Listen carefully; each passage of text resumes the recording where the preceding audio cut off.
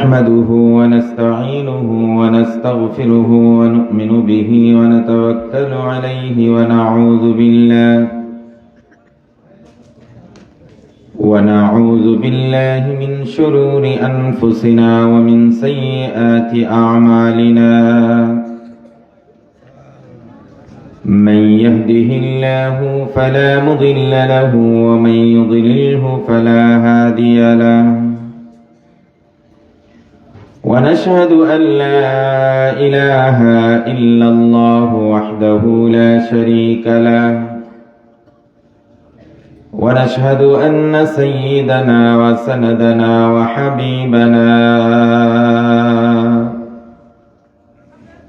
وحبيب ربنا وطبيبنا وطبيب قلوبنا وأرواحنا وأولانا ومولانا محمدا عبده ورسوله أرسله بالحق بشيرا ونذيرا وداعيا إلى الله بإذنه وسراجا منيرا. أما بعد فأعوذ بالله من الشيطان الرجيم. بسم الله الرحمن الرحيم. كل نفس ذائقة الموت وإنما توفون أجوركم يوم القيامة فمن زحزح عن النار وأدخل الجنة فقد فاز وما الحياة الدنيا إلا متاع الغرور.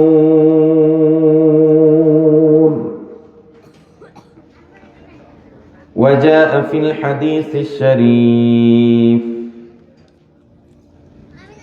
قال الإمام البخاري رحمه الله تعالى قال أحمد بن يونس قال حدثنا أبو بكر قال حدثنا أبو حسين عن أبي صالح عن أبي هريرة رضي الله تعالى عنه وعنهم عن النبي صلى الله عليه وسلم قال ليس الغنى عن كثرة العرض ولكن الغنى غنى النفس أو كما قال عليه الصلاة والسلام. সকলে মহব্বত নিয়ে পড়েন মালাওয়াল উলা বিকামালিহি কাশাফাদ দুজা বিজামালিহি হাসুনাত জামিউ খিসালিহি সাল্লু আলাইহি ওয়া আলি হুনা ফুল তো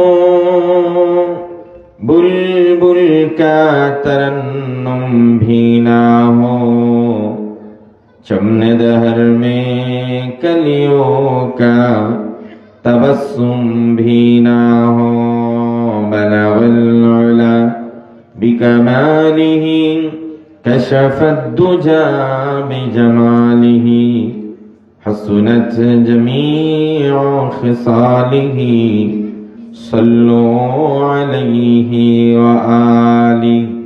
সকলে জবান ছেড়ে আমার সঙ্গে তাসবিহ কয়েক মর্তবা আদায় করে নিই। সুবহানাল্লাহ আলহামদুলিল্লাহ লা ইলাহা ইল্লাল্লাহ। জোরে সুবহানাল্লাহ আলহামদুলিল্লাহ লা ইলাহা ইল্লাল্লাহ লা ইলাহা ইল্লাল্লাহ লা ইলাহা ইল্লাল্লাহ সুবহানাল্লাহ আলহামদুলিল্লাহ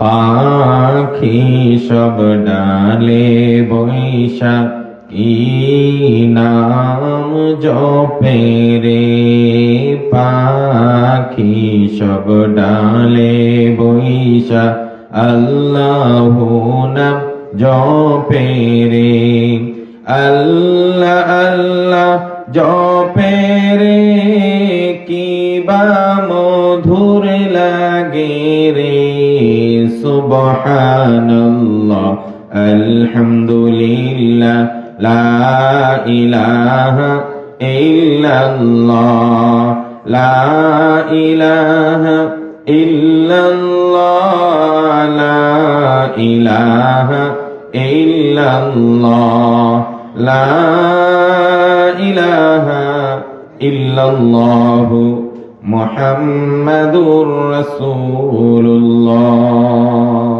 মুহাম্মদ সাল্লাল্লাহু আলাইহি ওয়াসাল্লাম। পাবুর নুরানিয়া হাফিজিয়া মাদ্রাসা ও এতিমখানার উদ্যোগে হিফজুল কোরআন সমাপনী ছাত্রদের দস্তারে ফজিলত উপলক্ষে ৪৮তম ২ দিন ব্যাপী ওয়াজ মাহফিলের আজ প্রথম দিনের সর্বশেষ অধিবেশনের নেহায়ত কাবিলুল ইহতারাম পরম শ্রদ্ধাভাজন সভাপতি জনাব আলহাজ মোহাম্মদ কফিল উদ্দিন আকান্ত, অবসরপ্রাপ্ত প্রধান শিক্ষক, নলগাঁও উচ্চ বিদ্যালয়। আজকের মাহফিলের প্রধান অতিথি, যিনি একটু আগে অনেক সুন্দর বক্তব্য আলোচনা রেখেছেন, জনাব মোহাম্মদ আসগর হোসেন খান। এছাড়াও আজকের মাহফিলের অন্যান্য অতিথিবৃন্দ, হাজরাত উলামাই কেরাম, মুরব্বিয়ানে আযম, সমবয়সী প্রাণের স্পন্দন যুবক ভাইয়েরা, পর্দার আড়ালের সকলের শ্রদ্ধেয় মা ও বোনেরা, মহান রব্বুল আলামিনের আলিশান দরবারে হাজারো লাখো সুজুদ এবং শুকর যে আল্লাহ তাবারক ওয়া তাআলা আমাদেরকে সুস্থতার সাথে ঈমানের অবস্থায় জান্নাতের বাগানে জাতির শ্রেষ্ঠ সন্তান, নবীগণের ওয়ারিস হযরত উলামায়ে কেরামের জবান থেকে কিছু কথা শুনব এবং আমল করব, এই নিয়তে বসার দীর্ঘ সময় ধরে সুযোগ করে দিয়েছেন। প্রাণ উজাড় করে সকলেই কালিমাতুশ শুকর আদায় করব। আল্লাহর দেওয়া জবান এবং তার শিখানো ভাষা দিয়ে সবাই আমার সঙ্গে পুরুষ রচিত আওয়াজে পড়ে নেন আলহামদুলিল্লাহ। জবান আমাদেরকে দিলেন কে? সৃষ্টি করেছেন কে? আল্লাহ আমাদের সৃষ্টি করেছেন, তিনি খাওয়ান, তিনি পান করার তৌফিক দেন, অসুস্থ হয়ে গেলে তিনি সুস্থ করেন। কোরআন সাক্ষী, আল্লাযী খালাকানি ফাহুয়া ইয়াহদি, তিনি আমাকে সৃষ্টি করেছেন, তিনি পথ দেখান। আল্লাযী হুয়া ইউহয়ী ওয়া ইউমীত, তিনি মারেন, তিনি জীবিত রাখেন। ওয়াল্লাযী হুয়া ইউতঈমুনি ওয়া ইয়াসকিন, তিনি আমাদেরকে খাওয়ান, তিনি আমাদেরকে পান করান। ওয়া ইযা মারিদতু ফাহুয়া ইয়াশফি, আর যখন আমরা অসুস্থ হয়ে যাই সুস্থ করেন কে? সবাই আমার দিকে তাকান, কে সুস্থ করেন? তো আমাদেরকে সৃষ্টি করেছেন কে? আমরা একটা সময় অস্তিত্বহীন ছিলাম, আমাদের কোনো অস্তিত্ব ছিল না, আমরা আলোচনার কোনো বিষয়বস্তুও ছিলাম না।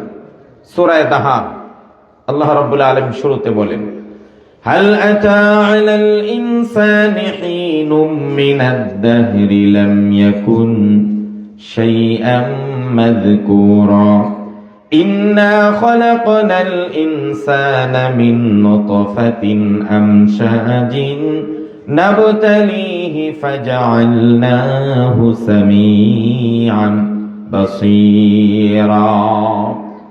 আল্লাহ রাব্বুল আলামিন বলেন, দুনিয়ার গোলামেরা, আদমের বেটারা, একটা সময় তোমরা এমন এক অবস্থায় ছিলে, তোমাদের কোনো আলোচনার কোনো বিষয় ছিল না। এমন একটি বস্তু থেকে আমি আল্লাহ তোমাদের সৃষ্টি করলাম, যে বস্তুটা আলোচনার কোনো ভালো মহলে আলোচনা করা যায় না। অস্তিত্বহীন থেকে আমি আল্লাহ তোমাদেরকে অস্তিত্বে নিয়ে আসলাম। ফাজআলনাহু সামিআন বাসীরা, শুধু সৃষ্টি করি নাই দেখার জন্য, পাওয়ারফুল দুইটা লাইট দেখার জন্য দান করলাম চক্ষু নামক, আর মানুষের সকল কথা শোনার জন্য আমি আল্লাহ দুইটা শ্রবণ শক্তির দ্বারক কান দান করে দিলাম। চক্ষু দিছেন কে? কান দিছেন কে? জিহ্বা ঠোঁট দিছেন কে? সূরা বালাদে আল্লাহ রাব্বুল আলামিন গোটা মানব জাতিকে প্রশ্ন করে বলেন, আলাম নাজআল লাহু আইনাইনি ওয়া লিসানান ওয়া শাফাতাইন ওয়া হাদাইনাহুন নাজদাইন। আল্লাহু আকবার। আল্লাহ পাক প্রশ্ন রেখে বলেন, আলাম নাজআল লাহু আইনাইন, হে দুনিয়ার মানুষগুলো, আমি কি দয়া করে তোমাদেরকে দুটি চোখ দান করি নাই? ওয়া লিসানান ওয়া শাফাতাইন, আমি আল্লাহ কথা বলার জন্য, তোমাদের মনের ভাব প্রকাশ করার জন্য আমি আল্লাহ দয়া করে তোমাদেরকে জিহ্বা আর ঠোঁট দান করেছি। সুবহানাল্লাহ। জিহ্বা আর ঠোঁট দিলেন কে? মানুষ কথা বলতে হলে কি কি লাগে? জিহ্বা আর ঠোঁট লাগে না? কথা বলেন না? কথা বলার জন্য কি লাগে? জিহ্বা আর ঠোঁট লাগে। কারণ জিহ্বা আর ঠোঁট ছাড়া কথা বলা যায় না। কিন্তু আমি যদি আপনাদেরকে প্রশ্ন করি, জিহ্বা আর ঠোঁট থাকলেই কি কথা বলা যায়? বুঝে শুনে উত্তর দিবেন। জিহ্বা আর ঠোঁট ছাড়া কথা বলা যায়? কারো যদি কথা বলতে পারবে? জিহ্বা আর ঠোঁট লাগে। আর জিহ্বা আর ঠোঁট থাকলেই কি কথা বলা যায়? বাঘের জিহ্বা ঠোঁট আছে না নাই? কথা বলে? কথা বলতে পারে? সিংহ? আপনাদের ঘরে আশপাশে গরু আছে না নাই? জিহ্বা আছে মনে হয়? আমাদেরটা সমান না বড়? ঠোঁটগুলো আমাদের সমান না আরো মোটা? জিন্দেগিতে গরু একটা কথা বলেছে? তাহলে কি বুঝলেন? জিহ্বা ঠোঁট ছাড়া কথা বলা, কিন্তু জিহ্বা ঠোঁট থাকলেই কথা বলতে পারবে না। আরে পশু পাখির কথা বাদ দেন না, আপনাদের পাবুর এলাকায় এমন বুবা মানুষ আছে না নাই? এদের মনে হয় জিহ্বা ঠোঁট নাই। দেখেন, খুব ভালো করে খেয়াল করে শুনবেন, আল্লাহর নিয়ামতের আলোচনা হচ্ছে, মনোযোগ দিবেন আল্লাহর প্রতি কৃতজ্ঞতার সাথে। অ্যাটেনশন প্লিজ, আমি আপনাদের মনোযোগ কামনা করছি। শেষ বেলায় শেষ নসিহত। আমি আর আমার ভাই, আপনি আর আপনার ভাই, যমজ ভাই, একই সাথে একই বাপের পৃষ্ঠ থেকে, একই মায়ের গর্ভ থেকে দুই ভাই আসলাম। একটা ভাই বুবা আর একটা ভাই ভালো। বুবা ভাইটা কথা বলতে পারে না, আরেকটা ভাই কথা বলতে পারে। আমাদের বাবা এক, মা এক, একই মায়ের স্তনে দুধ খেয়ে দুই ভাই বড় হয়েছি। একই বিছানায় দুই ভাইকে মা লালন পালন করেছে। পাতিলে ভাত রান্না হলে আমার বুবা ভাইটা ওই পাতিলের ভাত খায়, আমিও সেই পাতিলের ভাত খাই। যেই তরকারিটা আমার ভাই খায়, আমিও সেই ভাই এই পাতিলের তরকারি খাই। যেই ঘরের ছাদে আমি বড় হচ্ছি, আমার বুবা ভাইটা একই ছাদের নিচে বড় হচ্ছে। যেই মাঠে আমি খেলা করি, আমার বুবা ভাইটা একই মাঠে খেলা করে। যেই স্কুলে আমি পড়ি, দুই ভাই একসাথেই পড়ি। আমার মাথার চুল থেকে পায়ের নখ পর্যন্ত যতগুলো অঙ্গ প্রত্যঙ্গ আছে, আমার বুবা ভাইটার শরীরে সব কিছু ঠিক আছে। কোনদিন কি চিন্তা করেছেন ও দুনিয়ার মানুষেরা? আজকে যুবকরা চিন্তা করেছো কি, তোমার মনের ভাব যে কাউকে প্রকাশ করো এই কথা বলার মাধ্যমে? তোমার বুবা ভাইটার কোনো দিকে শর্ট নাই। ইভেন কি আমি তো আমার অভিজ্ঞতার আলোকে বলছি, স্বাভাবিক মানুষের চাইতে বুবা মানুষের গায়ের শক্তি কম না বেশি? এটা আপনারা পরীক্ষা করে দেখবেন। আমার অ্যানালাইসিস হলো, স্বাভাবিক মানুষের চাইতে যেই মানুষটা বুবা থাকে, ওই মানুষটার ব্রেইনটা সফট থাকে, খুব পরিষ্কার থাকে। আমি আমার জীবনে একটা মেকানিক দেখেছিলাম, একটা কথাও বলতে পারে না, মুহূর্তের ভিতরে মাইকের যত সমস্যা আছে সব সমাধান করে দেন, এত ব্রেন তার দেখলাম। এমন অসংখ্য বুবা আছে যারা ইঞ্জিনিয়ারিং নিয়ে খেলামেলা করতেছে, সফটওয়্যার ইঞ্জিনিয়ার হয়ে গেছে, কিন্তু কথা বলতে। তাহলে কি বুঝলেন? বোবা ভাইটার ব্রেইনও সব ঠিক আছে, বোবা মানুষটার গায়ের শক্তিও বেশি। আপনি যদি 40 কেজি ওজনের বোঝা উঠাইতে পারেন, বোবা ভাইটা কমপক্ষে 50 কেজি ওজনের বোঝা উঠাইতে পারেন। বোবা ভাইটার মাথার চুল থেকে পায়ের নখ পর্যন্ত আমার মতো সব ঠিক আছে। আমি যেই ঠোঁট আর জিহ্বা ব্যবহার করে আমার জীবনের সব কথা অকপটে বলে বেড়াই, আমার বুবা ভাইটারও কিন্তু জিহ্বার ঠোঁট আছে, তারপরেও সে কথা বলতে পারে না। বুঝা গেল জিহ্বার ঠোঁট থাকলেই কথা বলা যায় না, কথা বলার জন্য শক্তি একজনের দিতে হয়, তিনি কে? যুবকরা জুড়ে বলো না কে? তুমি যে হুট করে গিয়ে বলে ফেলো আই লাভ ইউ, কাকে বলছো, কোন জায়গায় বলছো? আর এই কথাটা বলার শক্তি তোমাকে কে দিল? মুহূর্তের ভিতরে আল্লাহ চাইলে জবানকে বন্ধ করে দিতে পারেন। কথা বলে ঠিক কিনা? কারণ কারো বাবারও শক্তি নাই। আল্লাহ যদি কাউকে মুখ বন্ধ করে দেন কথা বলার, তার মুখ দিয়ে একটা কথাও বের হবে। তাহলে জিহ্বার ঠোঁট থাকলে কথা বলা যায়। শক্তি দেন কে? সূরা রহমান। আল্লাহ রাব্বুল আলামিন আর রহমান সূরাতে বলেন আর রহমান। কোরআন পড়লে কি খারাপ লাগে? আমি তো মনে হয় মান ক্বালা বিল কোরআনি সাদাকা। এই কোরআন হলো হেদায়েত, এটা একটা আলো। আমার কথার মধ্যে ভুল আছে, আমার কথা দিয়ে হেদায়েত নাও হতে পারে, আমি যত সাজায় সুন্দর করেই বলি, কিন্তু আল্লাহর কথার মধ্যে হেদায়েত আছে না নেই? পাওয়ার আছে না নেই? আলো আছে না নেই? আরে আল্লাহ পাক নবীজি উদ্দেশ্য করে বলছেন আলিফ লাম রা কিতাবুন আনজালনাহু ইলাইকা লিতুখরিজান নাসা মিনাজ যুলুমাতি ইলান নূর। ইয়া রাসূলুল্লাহ, এই মহাগ্রন্থ আল কোরআন আপনার প্রতি নাজিল করেছি গোটা মানব জাতিকে অন্ধকারের অতল গহ্বর থেকে আলোর সড়কে উঠিয়ে দেন। সুবহানাল্লাহ। কোরআন আছে যার জীবনে, সেখানে আলো আছে। আর কোরআন যার জীবনে নাই, সব ধরনের অন্ধকার বশীভূত করে আছে। আরে নবী করিম সাল্লাল্লাহু আলাইহি ওয়াসাল্লাম বলছেন ইন্নাল্লাযী লাইসা ফী জাওফিহি শাইউম মিনাল কোরআন কাল বাইতিল খারিব। যেই হৃদয়ে কোরআনের কোনো অংশ নাই। আজ আমাদের সমাজের অবস্থা একটু অবজারভেশন করেন তো। এমন অসংখ্য যুবক আছে বিসিএস পাস, অসংখ্য যুবক পিএইচডি ডিগ্রি নিয়েছে, শুদ্ধ করে খোদার কসম আলহামদুলিল্লাহ সূরাটা পড়তে পারে না। আছে না? কি সাক্ষ্য দেন না? আছে না নাই? কোটি টাকার মালিক, কিন্তু সূরা ফাতিহা শুদ্ধ করে পড়তে পারে না।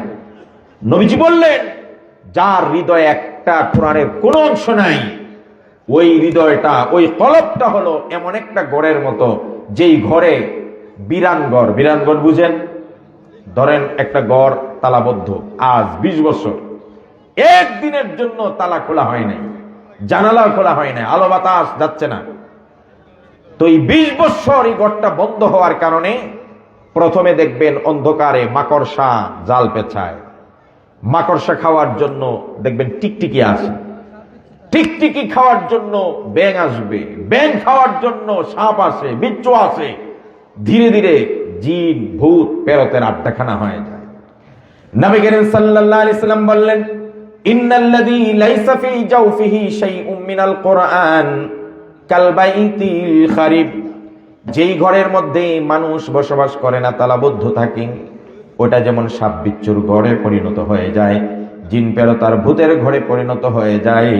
যেই কলবের মধ্যে কোরআনের কোনো অংশ নাই, ওই কলবটা শিরিক বিদআত আর সকল পাপাচারের আড্ডাখানা হয়ে যায়। আস্তে ভাই, যে কথা বলছেন একটু আস্তে বলেন। তাহলে আমি কি বললাম? কোরআন একটা আলো, একটা পাওয়ার। আজকের যুবকদেরকে বলি, তোমার মোবাইলে দুনিয়ার সব অ্যাপস আছে, তোমার মোবাইলে দুনিয়ার সব ভিডিও আছে, দুনিয়ার সব কিছু আছে, কিন্তু কোরআনের অ্যাপসটা নাই। তোমার চাইতে কপাল পোড়া কেউ হতে পারে না। কেন তুমি মুসলিম সন্তান হয়ে কোরআনটা পড়তে পারো না? এর চাইতে নির্লজ্জ আর কিছু হতে পারে না। এই জন্য কোরআন বেশি করে শুনবো আর বেশি করে পড়বো, বলেন ইনশাআল্লাহ। কারণ যত বেশি কোরআন তেলাওয়াত শুনবেন, আপনার ঈমান বাড়িয়ে দিবেন কে?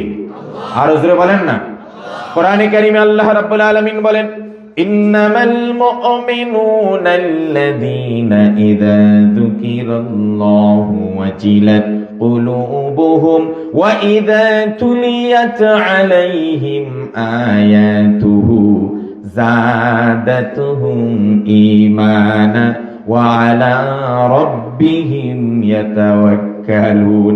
আল্লাহ পাক বলেন মুমিনদের সামনে যখনই কোরআন তেলাওয়াত করা হয়, এই কোরআনের পাওয়ারের কারণে মুমিনদের ঈমান পতপত করে বেড়ে যায়। এজন্য কোরআন তেলাওয়াত কম না বেশি হবে? নবীজি বলেন মান ক্বালা বিহি সাদাকা, যে কোরআন দিয়ে কথা বলে সবচাইতে সত্য কথা বলে। কারণ আল্লাহর কথার চাইতে সত্য কথা পৃথিবীতে কারো কথা হতে পারে? আরে কোরআন সাক্ষী বলছে ওমান আসদাকু মিনাল্লাহি কিলা ওমান আসদাকু মিনাল্লাহি হাদিসা, আল্লাহর চাইতে কেউ কারো কথা সত্য হতে পারে না। সুতরাং কোরআন সাক্ষ্য দিচ্ছে যে আমাদেরকে শুধু জিহ্বা ঠোঁট দিয়েই আল্লাহ শেষ করেন নাই, এর জন্য কথা বলার শক্তিও দিয়েছেন কি? ভাষা শিখিয়েছেন কে?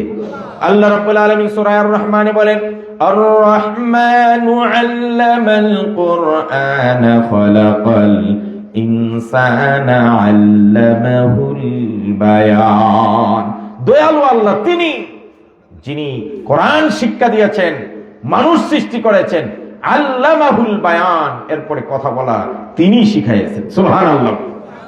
মার পেট থেকে বের হওয়ার পর আমরা কিচ্ছু বলতে পারতাম না, তারপরে আমাদের জবানটা খুলে দিলেন কে? সবাই বলে না কে? তো যে আল্লাহ আমাকে জবান দিলেন, যে আল্লাহ আমাকে সৃষ্টি করলেন, কত সুন্দর করে সৃষ্টি করলেন, এখন তো আমি কথা একটা থেকে আরেকটা চলে যাচ্ছি, আপনার মন খারাপ করবেন না।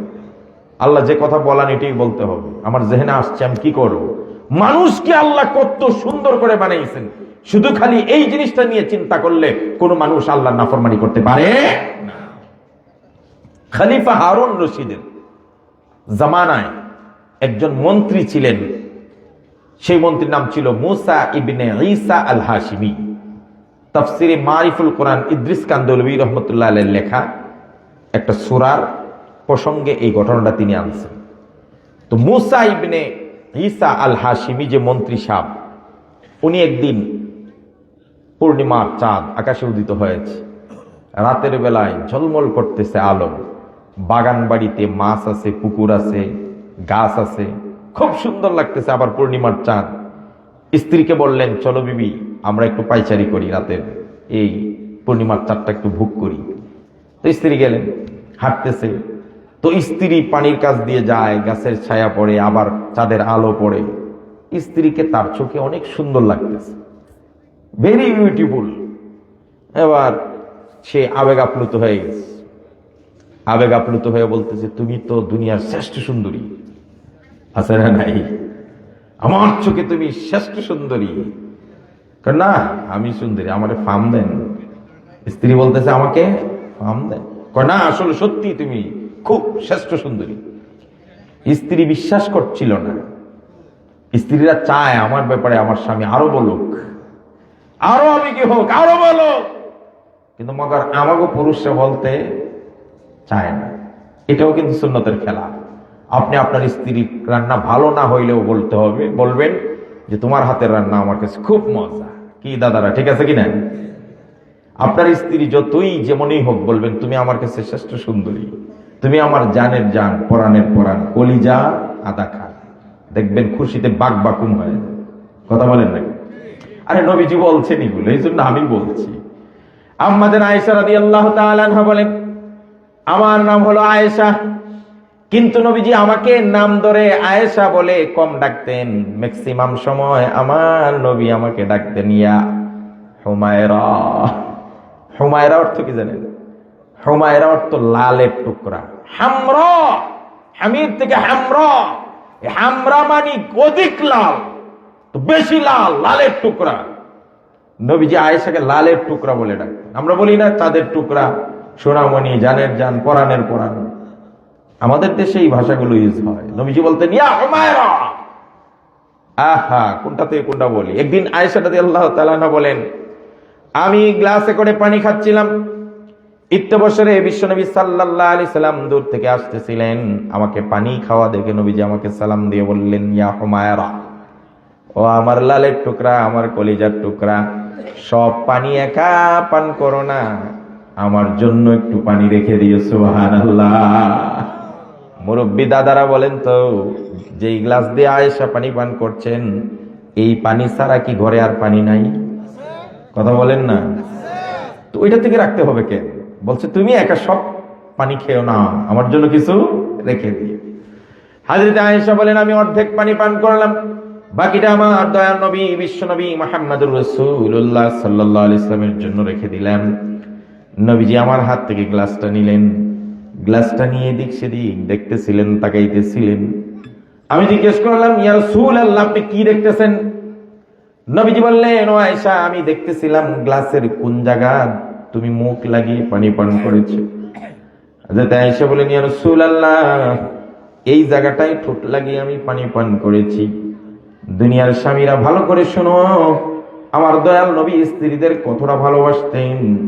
আমি যেই জায়গায় ঠোঁট লাগিয়ে পানি পান করেছি, আমার বিশ্ব নবী একই জায়গায় ঠোঁট লাগিয়ে বাকি পানিটা পান করে নেন। আজকের পুরুষেরা স্ত্রীদের খালি পিটায় আর মারে, আর শুদ্ধ গোষ্ঠী তুলে গালি দেয়। কথা কর ঠিক কিনা? কথায় কথায় মানে তালাক তো আছে, এগুলা মনে হয় তালাক, এগুলা তার প্রাপ্য, তারা দিয়ে দাও। কথায় কথায় মায়ের দৌড়, গালি গালা, চুলে ধরা, কত কিছু মনে পড়ে। প্রত্যেকে যার যার বউর সাথে কি করছেন মনে পড়ে তো? বলবেন না, কিন্তু প্রত্যেকে মাথায় আছে। আমি কতবার মাইক দিছি, কতবার চুলে ধরে টান দিছি, কতবার লাথি দিছি, কতবার গালি দিছি, কতবার তার 14 গোষ্ঠী তুলে গালি দিছি, এটা সব মনে পড়ে। কিন্তু নবীজি কি বলছেন জানেন? বলছেন, খিয়ারুকুম খিয়ারুকুম লিনিসাই, খিয়ারুকুম খিয়ারুকুম লিনিসাই। তোমাদের মধ্যে সবচাইতে ভালো মানুষ ওই মানুষটা যেই মানুষটা তার বউর কাছে ভালো। নেন, এবার দেখেন সমাজে কয়জন মানুষ ভালো। এমনি তো আমি চেয়ারম্যান, আমি মেম্বার, আমি সভাপতি, আমি প্রধান বক্তা, হ্যাঁ, আমি কত ভালো, কিন্তু মগর আমার বউ জানে আমি কয় নম্বর ভালো মানুষ। কথা বলেন না কেন? কারণ বউর কাছে ভালো হওয়া কি সহজ? চেয়ারম্যানের কাছে ভালো হইতে পারবেন, কারণ চেয়ারম্যান সব সুর গেলেও কইব আমার দেশের সার্টিফিকেট দিয়ে দিবে, আমার দেশের একটা ভালো নাগরিক, রাষ্ট্র এবং সমাজ বিরোধী কোনো কাজে সে জড়িত না, অথচ সে সুর বলতে হবে। কথা কয় না কা? এই জন্য রাসূল বলেন নাই যে তোমাদের কাছে সবচেয়ে ভালো সে যার ব্যাপারে চেয়ারম্যান সার্টিফিকেট দেয় না। বড় হুজুর সার্টিফিকেট দিলে আপনি ভালো হয়ে যেতে পারবেন না, কারণ বড় হুজুর আপনার সব জানে না। কিন্তু বউয়ে কথা কয় না, আপনাদের কথা বলতে হবে। বড় হুজুর আমি, মাদ্রাসার বড় হুজুর, অমুক হুজুর, উনি, ওনার কাছে আপনি ভালো। রাসূলুল্লাহর জন্য বলেন নাই যে মসজিদের ইমাম সাহেব যদি বলে আপনি ভালো তাইলে ভালো, বড় হুজুর যদি বলে ভালো তাইলে ভালো না, বউ যদি বলে ভালো তাহলে। কারণ বউর কাছে ভালো হওয়া সহজ না কঠিন? কথা কয় না। বউর কাছে ভালো হওয়া সহজ? দেন বউরে জিজ্ঞাসা, যদি আমার দাদির আরে পাইতাম আর জিজ্ঞেস করেন কোন তো দেখি দাদা কেমন, আপনার সাথে কি ব্যবহার করে, তাই লেখের সব কথা পাইতাম। তো যাই হোক, এটা ভিন্ন কথা। তো আমি বলছিলাম, খলিফা হারুন রশিদের আমলের মন্ত্রী সাহেব, নাম মুসা ইবনে ঈসা আল হাশিমি, তিনি তার বউকে পূর্ণিমার চাঁদের রাতে বাগান বাড়িতে পায়চারি করতেছেন আর সুন্দরের প্রশংসা করতেছেন। বউ বিশ্বাস করে না, মানতে চায় না। বউকে বুঝানোর জন্য, বিশ্বাস করার জন্য এবার বউকে বলে বসছে, আনতি তালিকুন সালাসান ইন লাম তাকুনি আহসানা মিন হাদাল কামার। হে বউ, তুমি যে বিশ্বাস করছো না তুমি বিশ্ব সুন্দরী, তাহলে শোনো, তুমি যদি ওই যে আকাশের পূর্ণিমার চাঁদ দেখা যায় এই চাঁদের চাইতে বেশি সুন্দরী না হও, তাহলে 1 2 3 3 তালাক। আমি ঘটনা কোন জায়গায় গেছে? এই লোককে ছাড়ার জন্য কথা বলছিল, বিশ্বাস করানোর জন্য যে তুমি পূর্ণিমার চাঁদের চাইতে বেশি সুন্দরী না হইলে তুমি 3 তালাক। এখন বউ খাড়া দৌড় একদম অন্দরমহলে চলে গেছে, গিয়ে ভিতরে দরজা লাগাই গেছে। মন্ত্রী সব পিছনে পিছনে গেছে, কি ব্যাপার? কয় না, আপনার সাথে তো আমার আর কথা চলবে না। কেন? আমি তো তালাক হয়ে গেছি। কেমনে? আপনি বলছেন আমি যদি পূর্ণিমার চাঁদের চাইতে বেশি সুন্দরী না হয় তাহলে 3 তালাক। তা আমি তো জানি আমি পূর্ণিমার চাঁদের চাইতে জিন্দগি তো সুন্দরী বেশি না, সুতরাং আমি তালাক হয়ে গেছি। সকাল পর্যন্ত অপেক্ষা করেন, এরপরে আমি আমার go to my father house, আমি আমার বাবার বাড়ি চলে যাব। মন্ত্রী সাহেব পেরেশান, সারা রাত এটা নিয়ে চিন্তিত, আরে করলামটা কি আর হইল। সকালবেলা খলিফা হারুন রশিদের রাজ দরবারে সব মন্ত্রীরা উপস্থিত হয়েছেন, কিন্তু ওই মন্ত্রী গায়রে হাজির, অনুপস্থিত। মন্ত্রী সাহেব জিজ্ঞেস করলেন, উনি কোথায়? মুসা ইবনে ঈসা আল হাশিমি কোথায়? খবর নেওয়া হলো উনি সারা রাত ঘুমাইতে পারেন নাই, ঝামেলা হয়েছে ঘরে। এবার মন্ত্রী সাহেব বলেন, খবর দাও। খবর দেওয়া হলো। খবর দেওয়ার পরে উনি রাজ দরবারে আসলেন, জিজ্ঞেস করলেন, তুমি আসো নাই কেন, রাত্রে কি হয়েছে? এই ঘটনা হয়েছে, এখন আমার বউ বলে সারান হয়ে গেছে, চলে যাবে, আমি তো ছাড়ার জন্যই কথা বলি নাই। এবার হারুন রশিদ বাদশাহ জাহাপনা বললেন, ও মন্ত্রী সাহেব, তোমার বউকে যে কথা বলেছ এই কথায় সারান হয়েছে না হয় নাই, এটা আমি বাদশাও বলতে পারবো না, আমার কোনো মন্ত্রীও বলতে পারবে না, কারণ তাদের সাবজেক্ট এটা না, এটা বলতে পারবে একমাত্র হুজুর যারা, মুফতি যারা, আলেম যারা। সুতরাং আলেমদের, রাজ্যের বড় বড় আলেমদেরকে ডাক দাও। এখানে পয়েন্ট নোট করেন। বাদশাহ বলছে মন্ত্রী সাহেব তার স্ত্রীকে যে কথা বলেছে এটা ধর্মীয় বিষয়, এটা মাসালার বিষয়, এটা ফতোয়ার বিষয়, এটা আমার কোনো স্বরাষ্ট্রমন্ত্রী বলতে পারবে না, অর্থনীতিবিদ বলতে পারবে না, ডাক্তার বলতে পারবে না, ইঞ্জিনিয়ার বলতে পারবে না, মাস্টার বলতে পারবে না। এটা বলতে হলে ভালো আলেম, ফাকি, মুফতি লাগবে, আলেমদেরকে ডেকে নিয়ে আসো।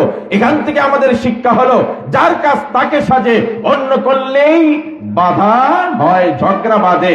সুতরাং আলেমদের কাজ ধর্মীয় বিষয়, সরকার, বিরোধী দল, এমপি, মন্ত্রী, চেয়ারম্যান, মাতবর, সর্দার যেই আছেন, খোদার কাসাম একটা কথা অনুরোধের স্বরে বলে যায়, ধর্মীয় কোনো বিষয়ে সিদ্ধান্ত নিতে আলেমদের পরামর্শ ছাড়া নিবেন, এই কাজ বিভিন্ন ভাবে সমালোচিত হবে। কথা বলে ঠিক কিনা?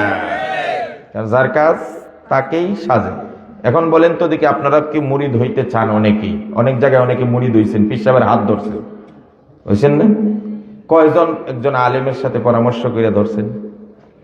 জিজ্ঞেস করছেন নি ওই এলাকা বড় হুজুর, যে হুজুর আমি অমুক দরবারে মুরিদ হইতে চাই, আপনার জানা মতে উনি কি হক না বাতিল, উনি কি ভালো না মন্দ, জিজ্ঞেস করছেন? করেন।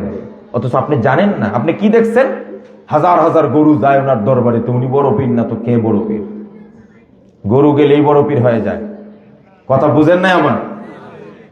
আপনি দেখছেন নারী পুরুষের উদ্যম নাচ, ঢোল বাজনার তালে তালে সব চলে, আর ওই দরবারে গিয়ে আপনি মুরিদ হয়ে গেলেন, আলেমদের সাথে পরামর্শ করলেন না, আপনাকে জান্নাতে নয় জাহান্নামে নিয়ে যাবে। কথা বলে ঠিক না?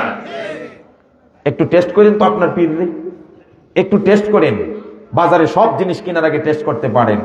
লাউ কেনার আগে আমরা কিভাবে টেস্ট করি? চিমটি না নখ পুরাটা ঢুকায় দেয়। কথা বলে না? সামান্য একটা লাউ কেনার আগে আপনি টেস্ট করলেন কচি নাকি পুক্তা হয়ে গেছে। মাছ কেনার আগে আমরা টেস্ট করি, টিপ দিয়ে দেখি শক্ত না নরম। বাজারের চাউল কেনার আগে আমরা দুই একটা চাউলকে মাড়ি দাঁতের মধ্যে ফেলে দিয়ে আস্তে করে চাপ দেই, যদি দেখি এটা দাঁতে লেগে যায় তার মানে এটা ভালো শুকায় নাই, আর যদি কটকট করে ভেঙে যায় তাহলে শুকাইছে ভালো, চাউলটা ভালো। আমি আর উদাহরণ দিলাম না, দুনিয়ার মানুষ কিছু বুঝে না, নিজের বেলায় সব বুঝে। চাউল কেনার সময় সে দাঁতে কটকট করে কামড়িয়ে চাল ভালো না মন্দ টেস্ট করে নাই। মাছ কেনার জন্য আঙ্গুল দিয়ে টিপে টিপে দেখে নরম না শক্ত, এটাকে টেস্ট করে নেই। লাউ কেনার সময় নখ ঢুকিয়ে দেয়, টেস্ট করে নেই। ও আমার বাবাজিরা, পীরের হাতে মুরিদ হয়ে আপনি জান্নাতে যাবেন, জান্নাতের পথ দেখাবে, এত বড় একটা সিদ্ধান্ত নেওয়ার আগে কি একটু নখ ঢুকায় টেস্ট করার দরকার ছিল কিনা? কথা কয় না? হুজুর কি পীর সাহেবের গায়ে নখ ঢুকাই দিমু? না, এটা লাউ কেনা কি লাউ এলে না নখ ঢুক, হুজুর টিপা দিমু না, টিপা দিয়ে হবে না। তাহলে হুজুর কি করুন? দাঁতে কামড় দিব না? আরে সব জিনিসকে একভাবে টেস্ট করে না। কথা কয় না? কারেন্ট আছে না নাই, টেস্টার দিয়ে যে টেস্ট করে, এটা কামড়ায় টেস্ট করে, নখ ঢুকায়া না টেস্টার ঢুকায়া? তাহলে প্রত্যেক জিনিসের আলাদা টেস্ট করার বিষয়বস্তু আছে। পীর ভালো না মন্দ, হক না বাতিল, এটা টেস্ট করার জন্য আলাদা ব্যবস্থা আছে। কি ব্যবস্থা? দুইটা জিনিস আপনি টেস্ট করবেন। আজকে আমি বলে যাই, কোন আলেমকে জিজ্ঞেস করা লাগবে। এক নম্বর হলো সে নেকের কাজ, আদেশ, আল্লাহর যত আদেশ আছে ওই আদেশগুলো পালন করে কিনা, আর নিষেধ থেকে বেঁচে থাকে কিনা। যদি এই দুইটা জিনিস পান, বিনা বাক্যে তার হাতে মুরিদ হয়ে যান, আমার আপত্তি নাই, সে আপনাকে ভালো পথ দেখাবে। তো আল্লাহর আদেশ, যেমন নামাজ পড়া কার আদেশ? পিসাব নামাজ পড়ে কিনা? রোজা রাখা আল্লাহর আদেশ, রোজা রাখে কিনা? পর্দা করা কার আদেশ? এখন আস্তে জোরে কইতে হবে। আরে 14 জন মহিলা ছাড়া একজন পুরুষ আর কোন মহিলার সামনে বসে কথা বলতে পারবে না, বেপরদায় চলাফেরা করতে পারবে না। অনুরূপ 14 জন পুরুষ ছাড়া বাকি কোন পুরুষের সঙ্গে একজন মহিলা বেপরদায় চলাফেরা করতে পারবে না। অথচ আজকে আমার মহল্লার মধ্যে ভণ্ডপীররা আসে, আমার বাবারা তার মেয়ে, তার বউ, তার বোন সবাইকে পিসাবের সামনে বসাইয়া বেপরদা ধুমসে কথাবার্তা বলাইতেছে। খুদার কসম, ওই পিসাব 14 পুরুষের মধ্যে পড়ে নাই। তার সঙ্গে আপনার মেয়ে, আপনার বোন অবশ্যই পর্দা করতে হবে। যেই পীর পর্দা করে না, ওই পীর টেস্টে ফেল করছে। যেই পীর নামাজ পড়ে না, টেস্টে ফেল করলো। যেই পীর রোজা রাখে না, টেস্টে ফেল করলো। যেই পীরের গায়ের মধ্যে রাসূলুল্লাহর সুন্নাত নাই, ওই পীর টেস্টে ফেল করলো। যেই পীর গান বাজনার নিমত্ত থাকে, ওই পীর ফেল করছে টেস্টে। যেই পীর আর উরুষের মধ্যে মদের আসর বসেতে কিছু বলে না, সেই পীর টেস্টে ফেল করেছে। এইভাবে আপনি টেস্ট করে নেবেন। যদি টেস্টে ভালো রেজাল্ট আসে, তারপরে বায়াত গ্রহণ করবেন, মুরিদ হবেন। আর না হলে বলবেন আসসালামু আলাইকুম, আমি যাই। এটা দিয়ে আমার চলবে? বুঝাইছিনি কথা কেন? আর কোনোদিনই ভুল করবেন তাহলে ধর্মীয় যে কোনো বিষয়ে আমরা পরামর্শ নিব ডাক্তারের কাছে। হ্যাঁ, অপারেশন করার জন্য আমাকে প্রধান বক্তারা নিয়ে আসবেন না কেন? না আমি না প্রধান বক্তা, এত বড় আলেম মনে করেন আমি না, আপনারা মনে করেন গুলশান বাড়ি দাঁড়ায় নামাজ পড়ে, আমার দিয়ে অপারেশন করাবেন না? এটা বুঝেন যে অপারেশন হুজুর দিয়ে হবে না, ইঞ্জিনিয়ার দিয়ে ডাক্তারি হয় না, ডাক্তার দিয়ে ইঞ্জিনিয়ারিং হয় না। তো আলেম স্যার আপনি ধর্মীয় সিদ্ধান্ত নেন কেমনে? কথা বলে ঠিক কিনা? বি কেয়ারফুল, এগুলো ভালো করে বুঝবেন। এখন খলিফা, আপনাদের খারাপ লাগতেছে? খলিফা হারুন রশিদ সব বড় বড় আলেমদেরকে ডাকছে, হুজুররা আসছেন সবাই, এসে বলতেছেন খলিফা হারুন রশিদ বলল, সম্মানিত মুআজ্জাজ উলামায়ে কেরাম, আমার মন্ত্রী সাহেব গতকালকে অনাকাঙ্ক্ষিত ভাবে একটা কথা তার স্ত্রীকে বলে ফেলছে। বলছে তুমি যদি চাঁদের চাইতে, পূর্ণিমার চাঁদের চাইতে বেশি সুন্দরী না হও তাহলে 3 তালাক। আমার জানার বিষয় হলো এখন ওই মন্ত্রী সাহেবের স্ত্রী তালাক হইছে না হয় নাই? আপনারা কি বলেন, হইছে না হয় নাই? আচ্ছা, হইছে এই কথার পক্ষে কে কে আছে হাত? তালাক হইছে কেউ নাই? আচ্ছা, হয় নাই এই কথার পক্ষে কে আছে? আপনাদের মতামত কি? হয় নাই? আচ্ছা, হইসের পক্ষে একজনও নাই, একজন অন্তত হাত উঠান না। তালাক হয়ে গেছে এর পক্ষে কেউ আছেন? কেউ নাই। তো যাই হোক, যদি থাকতো, যদি বলতেন যে তালাক হয়ে গেছে, তাহলে বলতাম আমি ভুল বলছি। আর যারা বলছেন হয় নাই, আপনারাও ভুল বলছেন। আমি বলেন কি বলবেন? যারা বলবে হয়ে গেছে তালাক, ইনারাও কি বলবেন? ভুল। আর যারা বলছেন তালাক হয় নাই, ইনারাও ভুল। হুজুর দুইটা ভুল হয় কেন? এই যে আমার দাদায় ধরে ফেলছে। একটু আগে না বললাম এটা কার বিষয়? যেখানে বাচ্চা হারুন রশিদ তালাক হয়েছে কিনা বলে নাই, তার কোন মন্ত্রী ফয়সালা দেয় নাই, কি বলছে এটা কার বিষয়? কথা কয় না, এটা আলেমদের বিষয়। উনি আলেমদের কাছে ছেড়ে দিচ্ছেন। আপনাদের বলার উচিত কি ছিল যে হইছে কি হয় নাই আমি জানলেও হুজুর আমরা এই মুহূর্তে বলতে রাজি না, কারণ আপনি আছেন, আপনিই বলে। এটা রাসূলুল্লাহ সাল্লাল্লাহু আলাইহি ওয়াসাল্লাম সাহাবীদেরকে বলতেন। সাহাবীরা বলে তো আতাদরুনা মানি মুফলিস, বলো তো সবচেয়ে অসহায় কে? সাহাবীরা বলতেন আল্লাহু ওয়া রাসূলুহু আলাম। আতাদরুনা মাল কাউসার, কাউসার কারে কয় তোমরা জানো? সাহাবীরা জানলেও বলতো আল্লাহু ওয়া রাসূলুহু আলাম। আমি বুঝাই জানলেও যে বলতো। একদিন নবী করিম সাল্লাল্লাহু আলাইহি ওয়াসাল্লাম আরাফার মাঠে, হজের দিন, আরাফার মাঠে বিদায় হজের ভাষণে নবীজি সাহাবীদেরকে বললেন বলো তো আজকে কোন দিন? সাহাবীরা জানেন আজকে কোন দিন? হজের দিন, আরাফার মাঠে বসে। তারপরেও বলে নাই, আল্লাহু ওয়া রাসূলুহু আলাম। আরে নবীর সামনে আমরা উত্তর দিব কি? ভুল হয়ে যেতে পারে। বলছেন আজকে কোন মাস? হজের মাস, জানেন। এরপর বলছে আল্লাহু ওয়া রাসূলুহু। এখান থেকে আদব কি? বড়দের সামনে বলবেন যে আপনি ভালো জানেন, আপনি বললে ভালো হবে। আপনার সামনে আমার কোনো মাসআলা চলবে, কোন আলেমের সামনে আমরা মাসআলা দিব না, ফতোয়া দিব না, জানলেও। আর আমরা দেই তো। আমি একদিন এক চালের দোকানে গেছি, পাইকারি চালের দোকানে। আমাকে সাথে উনি কথা বলতেছেন, চা খাওয়াইছেন। এক লোক আইসা মাসালা জিজ্ঞেস করে, তালাক সংক্রান্ত মাসালা আমারে জিজ্ঞেস করছে। আমি উত্তর দেওয়ার আগে আগে পাশে এক লোক চাউল কিনতে এসে এদিকে তালাক হয়ে গেছে। জিজ্ঞেস করছে আমারে, আমি উত্তর দেওয়ার আগে আগে চাউল কিনতে এসে সাধারণ পাবলিক হয়ে গেছে। আমি বললাম ব্যাপার কি? কতদিন গেলে আমরা জানি আসলে তালাক হয় নাই। কিন্তু এই জন্য আমার কি কথা খারাপ লাগে আপনাদের? এই জন্য আমরা বলবো যে আমরা জানি না, আপনারা ভালো জানেন। হ্যাঁ, ডাক্তারি বিষয় হলো আপনি ডাক্তার সাহেব ভালো জানেন, ঠিক আছে। তো যাই হোক, আলেমদেরকে জিজ্ঞেস করলেন, বলেন তো তালাক হয়েছে কি হয় নাই? একে একে সব আলেম বলল, যেহেতু পূর্ণিমার চাঁদের চাইতে মন্ত্রী সাহেবের বউ বেশি সুন্দরী না, সুতরাং তালাক হয়ে গেছে। সব আলেমরা একে একে বলতেছেন তালাক হয়ে গেছে, তালাক হয়ে গেছে, তালাক হয়ে গেছে, তালাক হয়ে গেছে। একজন ছিলেন ইমাম আবু হানিফা রাহমাতুল্লাহি আলাইহি, শিষ্য ছাত্র। আবু হানিফা যেমন তুখুর মেধাবী, ওনার ছাত্র তেমন। আরে মিয়া, বাপ কা বেটা সিপাহী কা ঘোড়া, কুছ না হো তো থোড়া থোড়া। কথা কয় না? আমি আল্লামা মামুনুল হক সাহেবের কাছে বুখারী পড়েছি, শাইখুল হাদিস আল্লামা আজিজুল হক রাহমাতুল্লাহ আলাইহির কাছে বুখারী পড়েছি।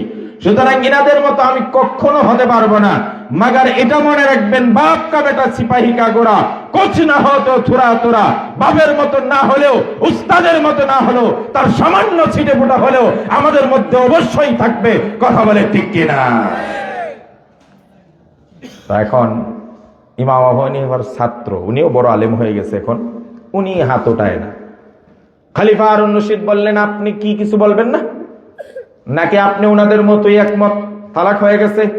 যদি একমত হয় তাহলে আর বলার দরকার নাই, আর যদি দ্বিমত হন তাহলে কিছু বলতে পারেন। এবার উনি হাত উঠাইলেন, হাত উঠানোর উপরে বললেন, আমি আলেমদের সাথে একমত নই। সুবহানাল্লাহ। আলেমরা তো বড় বড় চোখ করে থাকে, আমরা সবাই একমত তালাক হয়ে গেছে, আর ইনি বলছেন তালাক হয়নি। কিভাবে বললেন? আপনার কাছে দলিল কি? এবার ইমাম আবু হানিফা রাহমাতুল্লাহি আলাইহি এর শিষ্য যিনি, তিনি কোরআন কারীমের সূরা 3 এর কয়েকটা আয়াত পড়ছেন। যদি আমার ভুল হয় আপনারা ধরে দিবেন। কথা বুঝা আসছে? ওয়াত-তিনি ওয়াজ-যাইতুনি ওয়া তুরি সিনিনা ওয়া হাযাল বালাদিল আমিন লাকাদ খালাকনাল কামারা ফি আহসানি তাকওয়িম। হ্যাঁ, আমি বলছি না ভুল হইলে ধরে দিবেন। উনি পড়ছেন লাকাদ খালাকনাল কামারা, অর্থ হলো আমি অবশ্যই চন্দ্রকে সবচাইতে সুন্দর অবয়ব আর আকৃতি দিয়ে সৃষ্টি করেছি। কিন্তু আল্লাহ তো কামারা বলেন নাই, আল্লাহ কি বলছেন? লাকাদ খালাকনাল ইনসানা, অবশ্যই আমি মানুষকে সবচাইতে সুন্দর অবয়ব আকৃতি স্ট্রাকচার দিয়ে তৈরি করেছি। ইমাম আবু হানিফা বললেন, আবু হানিফার ছাত্র বললেন, যদি চাঁদ মানুষের চাইতে বেশি সুন্দর হইতো তাহলে মানুষকে সবচাইতে সুন্দর এই কথা বলতেন না, চাঁদকে সবচাইতে সুন্দর সৃষ্টি করেছি বলতেন। সুতরাং আল্লাহ যেহেতু বলছেন সব সৃষ্টির থেকে সবচাইতে বেশি সুন্দর করে মানুষকে বানাইছি, সুতরাং এ নয় দুনিয়ার যে কোনো একটা কানা ল্যাংড়া বিশ্রী মানুষও তাদের চাইতে বেশি সুন্দর। এই কারণে মহিলা কখনো তালাক হয় না। খলিফা হারুন রশিদ বললেন, ইট ইজ দ্য রাইট, একদম কারেক্ট কথা বলছেন। আল্লাহর কোরআন বলছে সবচাইতে সুন্দর কে? সবচাইতে সুন্দর কে? যে আল্লাহ এত সুন্দর করে বানাইছে, ওই আল্লাহর দরবারে শুকরিয়া আছে না নাই? তো মন ভরে বলেন না আলহামদুলিল্লাহ, আর জোরে বলেন না আলহামদুলিল্লাহ। আল্লাহকে শুধু আমাদেরকে সুন্দর করেই বানাইছেন না, সম্মানও দিছেন। ওয়ালাকাদ কাররামনা বানি আদম, আল্লাহ পাক বলেন বনি আদমকে আমি সবচাইতে মর্যাদাশীল করে বানিয়েছি। সুবহানাল্লাহ। আমার সৃষ্টির সবচাইতে সম্মানের পাত্র হলো মানুষ। সুবহানাল্লাহ। এই আল্লাহ পাক সব অবয়ব ঠিকঠাক করে দিয়ে, দেখেন একজন মানুষ যখন ভাত খাইতে হয়, খানা খাইতে হয়, তখন একসাথে 3টা জিনিসকে কাজে লাগাইতে হয়। কয়টা? প্রথমত আপনি কিছু খাইতে হলে চোখ দিয়ে কি করতে হয়? দেখতে হয় না এটা পোকা আছে কিনা, কি করতে হয়? চোখ দিয়ে। 2 নম্বর, খানাটার ঘ্রাণ নিতে হয়, এটা কি পচা বাসি না টাটকা। কথা কয় না কেন? তাহলে প্রথমে খানা খাইতে হলে কি করতে হয়? চোখ দিয়ে। এরপরে আমার খানা খাইতে হলে ঘ্রাণ নিয়ে দেখতে হয় এটা পচা না টাটকা। 3 নম্বরে জিহ্বায় নিয়ে টেস্ট করতে হয় এটা ঝাল কম না ঝাল বেশি। কথা কন? জিহ্বা, নাক আর চোখ, এই 3টা জিনিস এক একটা লোকমার জন্য লাগে। কথা বুঝবেন ভালো করে। আল্লাহ রাব্বুল আলামিন বলেন, বান্দারা চোখটাকে যদি আমি গাড়ের পিছনে দিয়ে দিতাম, নাকটাকে যদি বগলের তলে দিতাম, আর জিহ্বাটা যদি জায়গা মতো থাকতো, তাহলে একটা লোকমা খাওয়ার জন্য তোমার কতটা কষ্ট আর কতটা সময় নষ্ট হতো। প্রথমে চোখ দিয়ে দেখার জন্য খানাটাকে তোমাকে ঘাড়ের পিছনে নিয়ে যেতে হতো। চোখ যদি তোমাকে বলতো ওকে ঠিক আছে, তাহলে আবার ঘ্রাণ নেওয়ার জন্য বগলের তলে নিতে হতো। বগলের তলের নাক যদি বলতো বলে ঘ্রাণ ঠিক আছে, পচা নাই, তারপরে তোমাকে জিহ্বার দিতে হতো। আমি আল্লাহ এত সুন্দর স্ট্রাকচার দিয়ে দিলাম, তোমাকে চোখের দেখার জন্য অপেক্ষা করতে হয় না, নাকে ঘ্রাণ নেওয়ার জন্য অপেক্ষা করতে হয় না, মুখের টেস্টের জন্য অপেক্ষা করতে হয় না। তুমি লোকমা নিবে, নিতে নিতে চোখের কাজ শেষ হয়ে যাবে, যত কাছে যাবে নাকের কাজ শেষ হয়ে যাবে, মুখে দিবে জিহ্বার কাজ শেষ হয়ে যায়। দেখছেন কি স্ট্রাকচারটা? দেখছেন কিচ্ছু করা লাগে না, যাইতেছে আর কাজ শেষ হইতেছে হইতেছে হইতেছে। সুবহানাল্লাহ। এই সব বানানোর পরে আল্লাহ বলেন ফাতাবারাকাল্লাহু আহসানুল খালিকিন। আল্লাহ হলেন শ্রেষ্ঠ সুনিপুণ সৃষ্টিকর্তা। কে আমাদেরকে বানাইছেন? বানাইছেন আল্লাহ। আর আমরা মানুষ আজকে কথা শুনি, আইন মানি, বিধান মানি আমাদের মতো মানুষের কথা কয় ঠিক কি? অথচ আল্লাহ বলেন আলা লাহুল খালকু ওয়াল আমর, সৃষ্টি যার, আইন চলবে তার। কথা বলেন না কেন? কিন্তু আমরা সৃষ্টি আল্লাহর, আর আইন শুনি আরেকজনের, আইন মানি আরেকজনের। যাক, এটা ভিন্ন কথা। আমি আপনাদের সামনে সংক্ষেপে দুইটা হক নিয়ে কথা বলবো। দুইটা হক। কয়টা হক? আল্লাহ পাক প্রত্যেকটা মানুষের উপর দুই ধরনের হক দিয়েছেন। একটা হলো হকুল্লাহ, আল্লাহর হক, আর একটা হলো হকুল ইবাদ। একটা হলো হকুল্লাহ, আর একটা হলো হকুল ইবাদ। একটা হলো আল্লাহর হক, আর একটা হলো বান্দার হক। দুনিয়ার মানুষেরা বিশ্বনবী সাল্লাল্লাহু আলাইহি ওয়াসাল্লাম ইন্তেকালের আগে দুইটা কথা বলেছেন। খুব বি কেয়ারফুল, আমি কথা লম্বা করব না, শেষ। এই দেখেন, নবীজি ইন্তেকালের আগে একবারে অন্তিম সজ্জায় শেষ মুহূর্তে কয়টা কথা বলেছেন? আর এই শেষ মুহূর্তের কথাগুলো অত্যন্ত গুরুত্বপূর্ণ হয়। কোনো মানুষ যখন বুঝতে পারে আমি মরে যাব, তখন ছেলে মেয়ে সবাইকে ডেকে কাছে নিয়ে আসে, এনে শেষ মুহূর্তে কথা বলে, দেখ আমার ব্যাংকে এত টাকা আছে, ঠিক তোরা এইভাবে ওয়াক করে নিস, আমার কাছে অমুকে 1 লাখ টাকা পাই, এটা দিয়ে দিস, আর জমিনটা বন্টন করে দিলাম, বড় ছেলে এটা নিস, ছোট ছেলে ওইটা নিস, ঘর এটা তুই থাকিস, ওইটা ও থাকিস, ওই ফাইলটা অমুক জায়গায় আছে, ওই রেজিস্ট্রি ফাইলটা এখানে আছে। এইভাবে গুরুত্বপূর্ণ কথাগুলো মানুষ মৃত্যুর আগে বলেন। আমার নবীজি যখন বুঝলেন আমার চলে যাওয়ার সময় হয়ে গেছে, হযরত জিবরাইল আমার নবীজির কাছে সালাম দিয়ে বললেন, ইয়া রাসূলুল্লাহ, আজকে 5 দিন যাবত আপনি অসুস্থ, আপনার ঘরে সবাই উপস্থিত, ফাতেমা, আয়েশা সহ সবাই। হুজুর, আমি তো সব সময় আপনার কাছে আসি, আজকে একজন নতুন মেহমান আপনার দরবারে আসতে চাই, অনুমতি আছে কি? নবীজির বুঝতে বাকি হলো না, আয় নতুন মেহমান আর কেউ নয়, নতুন মেহমানের নাম মালাকুল মউত, হযরত আজরাইল। এই আজরাইল সবার কাছে যাবে, সবার কাছে। এইজন্য আমি আয়াত পড়ছিলাম, কুল্লু নাফসিন যায়িকাতুল মউত, সবাইকে মৃত্যুবরণ করতে, মৃত্যুর হাত থেকে কেউ বাঁচতে পারবে। নবীজি সাল্লাল্লাহু আলাইহি ওয়াসাল্লাম বলেন, ঠিক আছে আজরাইলকে অনুমতি দাও। সাইয়েদনা আজরাইল সালাম করে নবীজির কাছে অনুমতি প্রার্থনা করলেন, ইয়া রাসূলুল্লাহ, আজ পর্যন্ত যত মানুষের জান কবজ করছি, কারো কাছে আমার অনুমতি নেওয়ার প্রয়োজন হয় নাই, কিন্তু আজকে যখন আপনার জান কবজ করতে আসব, আমার রব্বুল আলামিন, আমার আল্লাহ আমাকে বলছেন, সাবধান আজরাইল, সাবধান আজরাইল, তার জান কবজ করতে যাচ্ছ, তিনি সাধারণ কেউ নয়, তিনি আমার বন্ধু হাবিবুল্লাহ। আরে আমার নবী হাবিবুল্লাহ, আর ইব্রাহিম হলো খলিলুল্লাহ। আরে হাবিবুল্লাহ অর্থ আল্লাহর বন্ধু, খলিলুল্লাহ অর্থ আল্লাহর বন্ধু। তাহলে দুইটার মধ্যে পার্থক্য রইল কি? একজন কেন হাবিবুল্লাহ, একজন কেন খলিলুল্লাহ? দুইটার অর্থই যদি বন্ধু হয়। মুফাসসিরিন কেরাম বড় সুন্দর ব্যাখ্যা দিয়ে বলেছেন, খলিলুল্লাহ অর্থ এমন বন্ধু, আল্লাহর বন্ধু মানে এমন বন্ধু, যেই বন্ধু আল্লাহকে ভালোবাসেন, এই জন্য সে খলিলুল্লাহ। এই আল্লাহকে ইব্রাহিম আলাইহিস সালাম ভালোবাসেন, এই জন্য ইব্রাহিম আল্লাহর বন্ধু। কিন্তু হাবিবুল্লাহ অর্থ এমন বন্ধু, স্বয়ং আল্লাহ যাকে ভালোবাসেন।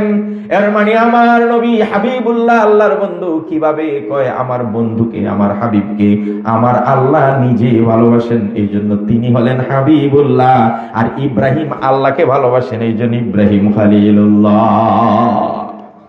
সাইয়েদনা আজরাইল বললেন, হুজুর, আমি আসার সময় রব্বুল আলামিন আমাকে বললেন, আজরাইল রে, সাবধান, আমার বন্ধুর জান কবজ করার আগে অনুমতি চাইবি। যদি অনুমতি দেয় তবেই তুমি তার জান কবজ করবি, অনুমতি না দিলে তুমি সোজা ফেরত চলে আসবি। আমার নবীজি এবার আপনার অনুমতি চাচ্ছি। নবীজি জিব্রাইলের দিকে তাকায়, উদ্দেশ্য হলো জিব্রাইল তুমি তো সবসময় আমাকে পরামর্শ দাও, বলো তো আমি কি করব, থাকবো নাকি আল্লাহর দরবারে চলে যাব? হযরত জিব্রাইল বলেন ইয়া রাসূলুল্লাহ ইয়া হাবিবাল্লাহ, আপনার বন্ধু আল্লাহ রাব্বুল আলামিন আপনার সাক্ষাতের অপেক্ষা করতেছে। হযরত মুহাম্মদ সাল্লাল্লাহু আলাইহি সাল্লাম বলেন ভাই জিব্রাইল ঠিকই আমারও মনে চাই চলে যায় আল্লাহর দরবারে, তবে আমার একটা চিন্তা, একটা পেরেশানি, আমার একটা কষ্ট। আমি যতদিন দুনিয়াতে ছিলাম আমার উম্মতেরা যখনই কোনো কষ্ট পাইতো, মুসিবতে পড়তো, দৌড়াইয়া নবীজির দরবারে আসতেন। নবীজির দরবারে আসতেন, এসে তার ভিতরের কষ্টের কথা জাহির করতেন। হযরত আবু হুরায়রার কথা বলি, এই যে আমার আগে যিনি বলে গেছেন মাদ্রাসার কথা, মাদ্রাসায় বরকত দান করেন কে? আরে বরকত আছে না নাই মাদ্রাসায়? হযরত আবু হুরায়রা সহ প্রায় 70 জন সাহাবী নবীজির মসজিদে নববীর মধ্যে লেখাপড়া করতেন, তালিম শিখতেন, হাদিস আর কোরআন শিখতেন। মাঝে মাঝে খানার ব্যবস্থা হইতো, অনেকদিন খানার ব্যবস্থা নাই, কেউ খাওয়াই নাই। আবু হুরায়রা সবচেয়ে বেশি হাদিস বর্ণনা করেছেন। আবু হুরায়রা বলেন এমনও হতো একদিন 2 দিন চলে যায় আমাদের খানার কোনো ব্যবস্থা। হযরত আবু হুরায়রা বলেন একদিন আমার প্রচন্ড ক্ষুধা, আর সহ্য করতে পারছিলাম না। দুপুরের নামাজ নবীজির পিছনে পড়ে আমি সবার আগে বের হয়ে দরজার মাটির মধ্যে বসে আছি। দরজা উদ্দেশ্য হলো যেই যাক তাকে সালাম দিব, যদি আমাকে একটু জিজ্ঞেস করে বাড়িতে নিয়ে যায় যে আবু হুরায়রা তুমি খাইছো কি? হযরত আবু হুরায়রা বলেন একে একে আবু বকর, ওমর সবাই বের হয়ে আসলেন, সবাইকে সালাম দিলাম। সবাই সালামের উত্তর নিয়ে বাড়িতে চলে গেল, আমাকে কেউ জিজ্ঞেস করে নাই আবু হুরায়রা তুমি খাইছো কি? আমার অবস্থা দেখে কেউ বুঝতে পারে নাই। সবাই চলে গেলেও একজন ঠিকই বুঝতে পেরেছেন, তিনি রাহমাতুল লিল আলামিন দয়াল নবী মুহাম্মদুর রাসূলুল্লাহ সাল্লাল্লাহু আলাইহি ওয়াসাল্লাম। নবীজি যেই মাত্র বের হলেন, আমি বললাম নবীজিকে সালাম দিলাম। নবীজি সালামের উত্তর নিয়ে আমার চেহারার দিকে তাকিয়ে বুঝতে পারলেন আমার পেটে ভাত নাই। বললেন আবু হুরায়রা মনে হচ্ছে ক্ষুধার্ত অবস্থায় কিছু খাইছো কি? আবু হুরায়রা বলেন না হুজুর আজকে 2 দিন হয়ে গেল। আমার নবীজি বললেন আবু হুরায়রা চলো আমার বাড়িতে যাই আছে খাওয়াবো। মেহমান নওয়াজি করা সমস্ত নবীদের সুন্নত। আগেকার দিনের মুরব্বীরা বাড়িতে মানুষ পাইলে পতা ঘাটে সবাইকে বাড়িতে নিয়ে খাওয়াইতেন, এখন ওই পথা আর নাই, সুন্নতটা আর নাই। কথা বলে ঠিক কিনা? অথচ নবীজি বলছেন আফশুস সালাম ওয়া আতিমুত তুআম ওয়া সিলুল আরহাম ওয়া সাল্লু বিল লাইলি ওয়ান নাসু নিয়াম তাদখুলুল জান্নাতা বিসালাম। 4টা কাজ করো। 1 নম্বর বেশি করে মানুষকে সালাম দাও। 2 নম্বর ক্ষুধার্ত, অনাহারী, এতিম, মিসকিন, অসহায়, বিধবা এই মানুষগুলোকে একটু হলে খাবার দাও, খাবার খাওয়াও। 3 নম্বর ভাই বোন, চাচা চাচি, জ্ঞাতি গোষ্ঠী সবাইকে মিলেমিশে থাকো, এটাকে সেলাই রাখনি বলে, বিচ্ছিন্ন হয় না। 4 নম্বর মানুষ যখন ঘুমিয়ে থাকে 2 রাকাত 4 রাকাত নামাজ পড়ো, তাহাজ্জুদের নামাজ। এই 4টা আমল আবার বলছি, মনে রাখবেন। বেশি করে সালাম দিন, অসহায়কে খাবার খাওয়ান, ভাই বোন আত্মীয় স্বজন মিলেমিশে থাকুন, আর তাহাজ্জুদ নামাজ পড়ুন। এই 4টা আমল যারা করবে নবীজি বলেন তাদখুলুল জান্নাতা বিসালাম, সোজা জান্নাতে চলে যাবে। আপনাদেরকে সোজা জান্নাতের ব্যবস্থা করে দিলাম। মহিলাদের আলাদা আছে। মহিলাদের ব্যাপারে আমার নবী বলেন ইদা সাল্লাতিল মারআতু খামসাহা ওয়া সামাত শাহরাহা ওয়া হাফিজাত ফারজাহা ওয়া আতাআত বালাহা কিলা লাহা উদখুলিল জান্নাতা মিন আইয়ি আবওয়াবিন শি'তি। নবীজি বলেন কোন মহিলারা যদি 4টা কাজ করে, উঠবেন না, শেষ আমার কথা। মহিলারা যদি 4টা কাজ করে তাদের জন্য জান্নাতের 8টা দরজা খোলা হবে। কয়টা? এই মা বোনরা কান খাড়া করে শুনবেন, আপনারা যারা এখানে আছেন পৌঁছায় দিবেন। 1 নম্বর নবীজি বলেন 5 ওয়াক্ত নামাজ যদি কোনো মহিলা আদায় করে, রমজান মাসের রোজা যদি আদায় করে, সতীত্বের হেফাজত করে, ওই আমার পর্দা আবার ফিরে আসছে, পর্দার সাথে যদি চলে, 14 পুরুষের বাহিরে দুনিয়ার যত বড় আল্লাহর ওলি হোক তার সামনে আমার মহিলাদের পর্দা করতে হবে। কথা বলে ঠিক কিনা? এর বিধান কার? তাহলে তো আল্লাহ বলতো যে উলিয়ার সাথে পর্দা করা লাগবে, বলতো নাই কথা? আল্লাহ কি কথা বলছেন নাই? আল্লাহ বলছেন 14 পুরুষের বাহিরে কারো সঙ্গে বেপরদা চলা যাবে না। তাই মহিলাদের 3 নম্বর কাজ নামাজ, রোজা আর সতীত্বের হেফাজত করা। আর 4 নম্বর হলো আতাআত বালাহা, স্বামীর আনুগত্য করা। স্বামীর আনুগত্য বৈধ, অবৈধ পন্থায় নয়। স্বামী যদি কয় নামাজ পড়িস না, ফরজ নামাজ, এই সময় না, স্বামীর কথা শোনা যাবে না। কথা বোঝা আসছে?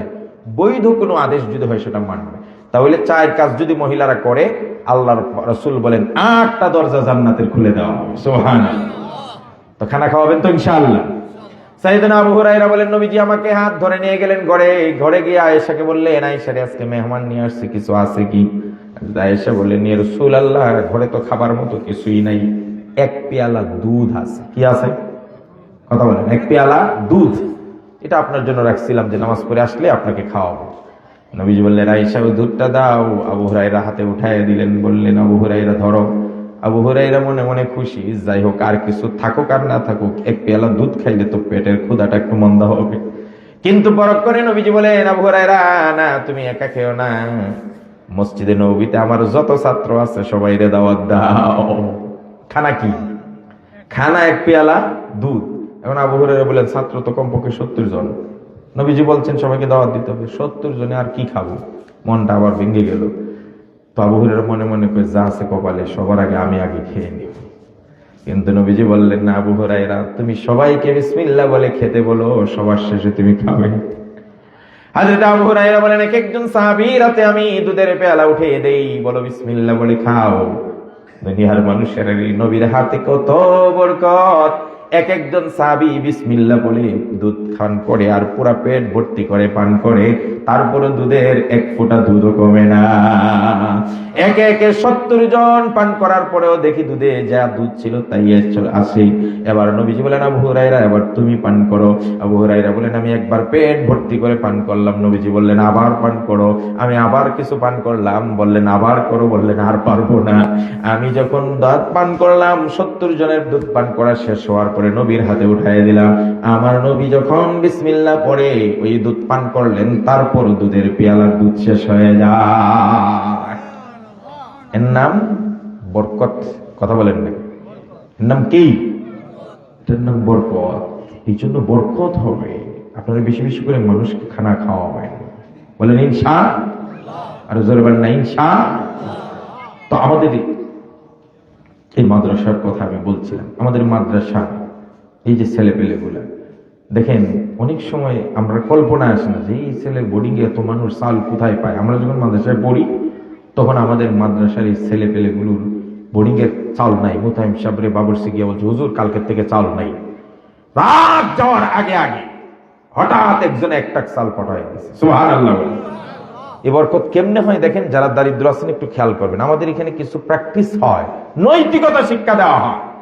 মাদ্রাসা শিক্ষা মানে নৈতিকভাবে মানুষ গড়ার কারখানা।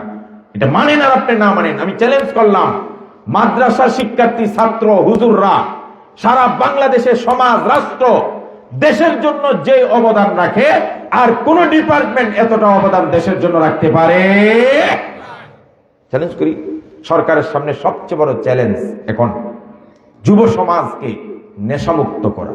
নেশামুক্ত বাংলাদেশ করার জন্য সরকার পেরেশান, কিন্তু কিছুতেই নেশামুক্ত করা যাচ্ছে। দিন দিন নেশা মদ কমতেছে না বাড়তেছে? আপনি একটা স্কুল বাদ দেন তো, বাচ্চা হাই স্কুল থেকে ধরেন, একটা হাই স্কুল, একটা কলেজ, একটা varsity, medical college, engineering college, law college দেখাইতে পারবেন যেখানে কোনো ছাত্র কোনো শিক্ষক নেশা করে না? একটাও করে না, খুব কম। কিন্তু আমি চ্যালেঞ্জ দিচ্ছি আপনাদেরকে, নেশামুক্ত বাংলাদেশ করার জন্য এই দেশের মাদ্রাসাগুলো কতটা ভূমিকা রাখে। আমাদের মাদ্রাসাগুলো যারা পড়ে তাদের পরিবারও নেশা করে না? কথা কয় না? তাহলে একটা ছাত্রের উসিলায় গোটা পরিবারটা নেশামুক্ত হয়ে গেল। নেশামুক্ত হয়ে গেল, এরপরে আসেন তার আত্মীয় স্বজন কেউ নেশা করলেও সে গিয়ে ওয়াজ করে বুঝায়। ইভেন কি আমাদের মাদ্রাসার ছাত্রদের টাং চেক করবেন, আমাদের মাদ্রাসার উস্তাদদের টাক চেক করবেন। কোন মদের বোতল দূরের কথা, ট্যাবলেট দূরের কথা, ইয়াবা ফেন্সিডিল ভাঙ দূরের কথা, একটা আকিস বিড়ির পরিত্যক্ত পাশাও যদি পান তাহলে আর মাইকে কথা বলবো না। আমরা যে এত বড় অবদান রাখছি, নেশামুক্ত একটা প্রজন্ম বাইর করে দিতেছি। এই যে ছেলেরা জিন্দগিতে মদের বোতলে হাত দিবে, তাহলে এরে তো আমি ঘরে দিচ্ছি নেশামুক্ত বানাইয়া। এটাকে আমার জন্য মাদ্রাসা সমাজের জন্য অবদান রাখে নাই? কিন্তু আমাদেরকে কোনো স্বীকৃতি দেওয়া হয়? আমাদেরকে স্বীকৃতি দেওয়া হয় না। কথা বলে ঠিক না? নেশামুক্ত বাংলাদেশ, নিরক্ষরতা দূরকরণের বাংলাদেশের মাদ্রাসা শিক্ষকদের অবদান অনেক বেশি। শুধু তাই নয়, এতিম মিসকিন অসহায় বাচ্চাগুলো আজকে টুকাই হচ্ছে, সন্ত্রাসে পরিণত হচ্ছে। আপনি জান না, কমলাপুর গিয়া দেখেন যে সমস্ত টুকাইরা মা বাপ নাই রাস্তায় ফেলে দিয়ে গেছে, এরা ধীরে ধীরে ধীরে ধীরে খাদ্যের যন্ত্রণা প্রথমে চুরি করে এরপর আস্তে আস্তে সন্ত্রাসে পরিণত হয়। সেখানে বাংলাদেশের প্রত্যেকটা মাদ্রাসায় 2-4টা নয়, হাজার হাজার ছাত্র আছে টাউনে, যেখানে এতিম মা বাপ নাই। আপনাদের অনুদান নিয়ে তাদেরকে লেখাপড়া ভরণ পোষণ শুধু করা নাই, নৈতিক শিক্ষা দিয়ে তাদেরকে যুগের শ্রেষ্ঠ আলেম বানায় ছেড়ে দেয়। কথা বলেন ঠিক কিনা? কিন্তু সরকার কি কোনোদিন বলছে যে মাদ্রাসায় যেহেতু কিছু এতিমের লালন পালন করে এদেরকে কিছু অনুদান দেওয়া দরকার? সেটা খেয়াল করে না। সুতরাং এই মাদ্রাসায় সবচেয়ে বড় যে শিক্ষাটা, এটা হলো নৈতিক শিক্ষা। আপনারা বলবেন হুজুর এর দ্বারা আমাদের সমাজে কি হয়? হ্যাঁ, আমি কি হয় বুঝাই। মেডিকেল কলেজ থেকে যারা পড়ে বের হয় তারা ডাক্তার হয়, আমাদের অসুস্থ হয়ে চিকিৎসা করে, ঠিক আছে, এটা অবদান অবশ্যই লাগবে। ইঞ্জিনিয়ার কলেজ থেকে যারা বের হয় তারা ইঞ্জিনিয়ার হয়ে বের হয়, আমাদের ঘর বাড়ি রাস্তাঘাট বানাইতে সাহায্য করে। ল কলেজ থেকে যারা বের হয় তারা বিচারপতি হয়, ব্যারিস্টার, উকিল হয়, পুলিশ হয়, ইত্যাদি হয়, এটাও তাদের দরকার আছে। কিন্তু মাদ্রাসায় পড়ে যারা বের হয় তারা কি হয়? প্রশ্ন আছে না নাই? কথা বলেন না। এই প্রশ্নের সোজা সাপটা জবাব হলো, একটা রাষ্ট্র চলার জন্য যেমন ডাক্তার দরকার, একটা রাষ্ট্র চলার জন্য যেমন ইঞ্জিনিয়ার দরকার, ব্যারিস্টার দরকার, পুলিশ দরকার, বিচারক দরকার, একটা রাষ্ট্র চলার জন্য একদল নৈতিক শিক্ষা দানকারী কিছু মানুষ দরকার। কথা বলে ঠিক কিনা? এই নৈতিক শিক্ষা যদি না থাকে, খোদার কসম, যেই ডাক্তার লেখাপড়া করেছে মেডিকেল কলেজে মানুষের সেবা করার জন্য, যদি ওই ডাক্তারের মধ্যে পরকালের জবাবদিহিতার ভয় না থাকে, আল্লাহর ভয় না থাকে, নৈতিক শিক্ষা না থাকে, তাহলে যে বের হয়েছে ডাক্তার হয়ে মানুষের সেবা করার জন্য, পরকালের জবাবদিহিতার ভয় না থাকার কারণে ওই ডাক্তার আইসিইউর মধ্যে রোগী 5 দিন আগে মারা গেছে ওইখানে রেখে বিল বানাইতে থাকবে, ডাক্তার নামে কসাই হয়ে যাবে। কথা বলে ঠিক কিনা? যে ইঞ্জিনিয়ারকে বানানো হয়েছে আমাদের বাড়িঘর, বিল্ডিং, রাস্তাঘাট, কালভার্ট, পুল, ব্রিজ করার জন্য, যদি তার ভিতরে পরকালের জবাবদিহিতার ভয় না থাকে, তাহলে অতীতে আপনারা দেখেছেন ব্রিজ বানাইছে, হাই স্কুলের ছাদ ভেঙে পড়েছে। কারণটা কি? কারণটা হলো রডের বদলে কি দিছে? কথা কয় না কা? তাহলে যে ইঞ্জিনিয়ার আমাদের সেবা করবে, রাস্তাঘাট বানাবে, বাড়িঘর বানাবে, যদি তার ভিতরে নৈতিক শিক্ষা না থাকে, পরকালের জবাবদিহিতার ভয় না থাকে, আল্লাহর আযাবের ভয় না থাকে, আমাদের ইঞ্জিনিয়ার সেবার নামে রডের বদলা কি দিবে? আর জোরে কয় না? কথা বলে। যেই পুলিশ আমাদের আইন শৃঙ্খলা রক্ষা করবে, ঝগড়া মিটাইয়া দিবে, মানুষের নিরাপত্তা দিবে, যদি ওই পুলিশের মধ্যে পরকালের জবাবদিহিতার ভয় আর নৈতিক শিক্ষা না থাকে, তাহলে ওই পুলিশ ঘুষ খাইয়া চেপ ফেলে দিবে থুতু, আবার ঘুষ খাইয়া ওই থুতু উঠায় খাবে। কথা বলেন না কেন? তাহলে বোঝা গেল এই ডাক্তাররে ঠিক করবে কে? ওমা কথা কয় না। আরে আল্লাহ তো পড়ে, আল্লাহ তো মানুষের দিলেন, তাহলে নবী রাসূল পাঠাইছেন কেন? হ্যাঁ, নবী রাসূল পাঠাইছেন কে? আল্লাহ যদি সব ঠিক করবেন, আল্লাহ ঠিক করবেন মাধ্যমে নবী রাসূল পাঠায়। নবী রাসূল না, এখন ঠিক করবে কে? আলেম। নবী বলছেন না নবীদের ওয়ারিস। তো ডাক্তার যেন ডাক্তারের সেবার বদলায় কসাই না হয়, এই জন্য আলেমদের মাধ্যমে ডাক্তারদেরকে আমরা প্রতি জুমায়, আরে বাংলাদেশের যত ডাক্তার কোনো না কোনো মসজিদে তো জুমা পড়ে, সেখানে আমাদের বক্তব্য শুনে আমাদের হক্কানি পীরদের সুহবতে যায়। খোদার কসম চ্যালেঞ্জ দিলাম, বাংলাদেশে যত সিটকা সুর আছে, পুলিশ প্রশাসন ধরে যখন জেলখানায় নিয়ে যায়, কিছুদিন পরে সে ভালো চুর হয়ে বের হয়ে আসে। আবার চুরকে যখন জেলখানায় নেওয়া হয় তখন সে ডাকাত হয়ে বের হয়ে আসে, ডাকাতকে জেলে দেওয়া হয়, সন্ত্রাস হয়ে বের হয়ে আসে, সন্ত্রাসকে জেলে দেওয়া হয়, টপ টেরর শীর্ষ সন্ত্রাসী হয়ে বের হয়ে আসে।